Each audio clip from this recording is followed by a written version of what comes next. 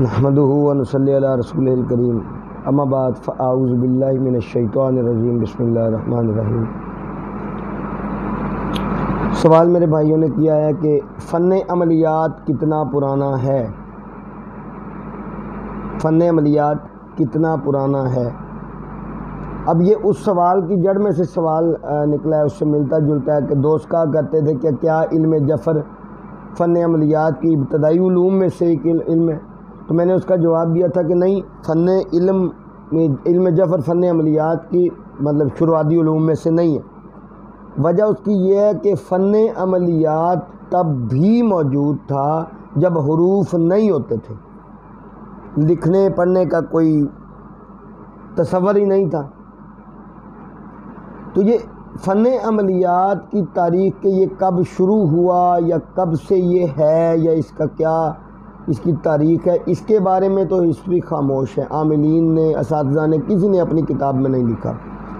ہاں البتہ ہم اس کے اوپر توجہ کریں، مشاہدات کریں، اس کے اوپر تھوڑی محنت کریں، یہ بات ہمیں ضرور ملے گی کہ فن عملیات تب بھی تھا جب حروف بھی نہیں ہوا کرتے تھے۔ تب عملیات کس قسم کے تھے؟ اب میرے اس سوال سے ایک سوال نکلے گا، جب میں جواب دوں گا تو میرے اس جواب سے بھی ایک سوال نکلے گا پورا۔ تب عملیات کس قسم کے تھے؟ ایک تاریخ یہ بھی ملتی ہے کہ پرانے وقتوں میں جب لکھنے پڑھنے کا کوئی رواج نہیں ہوا کرتا تھا تو فن عملیات کا جو طریقہ تھا، اگر کسی کے گردے میں درد ہے یا کوئی فالٹ ہے تو وہ ایک ٹھیکری لیا کرتے تھے، اس کے اوپر گردے کی تصویر بنایا کرتے تھے اور اس بندے کو اپنے پاس رکھنے کے لیے دے دیا کرتے تھے، یا کہتے تھے کہ اس کو اپنے گردے کے مقام پر رکھ کے اوپر کپڑا باندھ لو یا چپکا لو کسی چیز سے۔ وہ چپکائے رکھتا تھا تو کچھ عرصے کی بعد وہ بندے کو شفا ہو جاتی تھی۔ اب اس میں بندوں نے یہاں تک بھی بات کر دی، ایک دو باتوں میں نے جواب دیا نہیں جی ان کو گردے کی تصویر کا کیسے پتہ چلا؟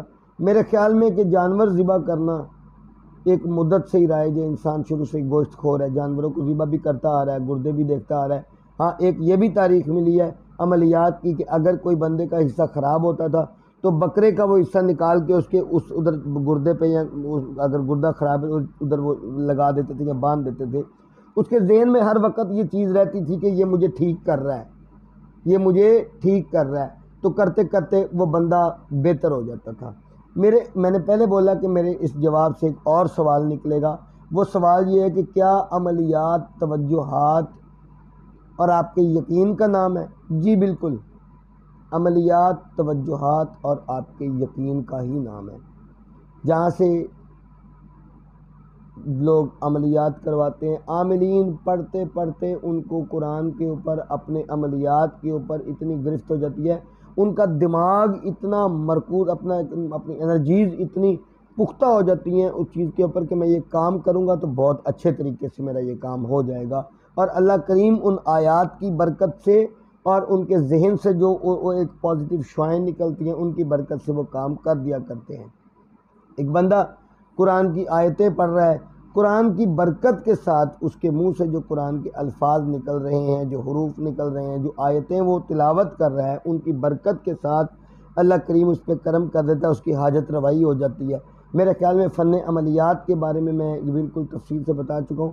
ابھی آپ لوگوں کو کہ اس کی ابتدا کیا تھی، کہ اس کی ابتدا تب سے شروع ہے جب بنی نوع انسان شروع ہے، جب وہ پیدا ہوا تب سے کوئی نہ کوئی بیماریاں بھی موجود ہیں، ان کے حل بھی موجود ہیں، فن عملیات بھی موجود ہیں، حروف بھی بعد میں آئے، لکھنے پڑھنے کے رواج بھی بعد میں آئے، عملیات اس سے بھی پرانے ہیں۔ وآخر دعوانا ان الحمد للہ رب العالمین۔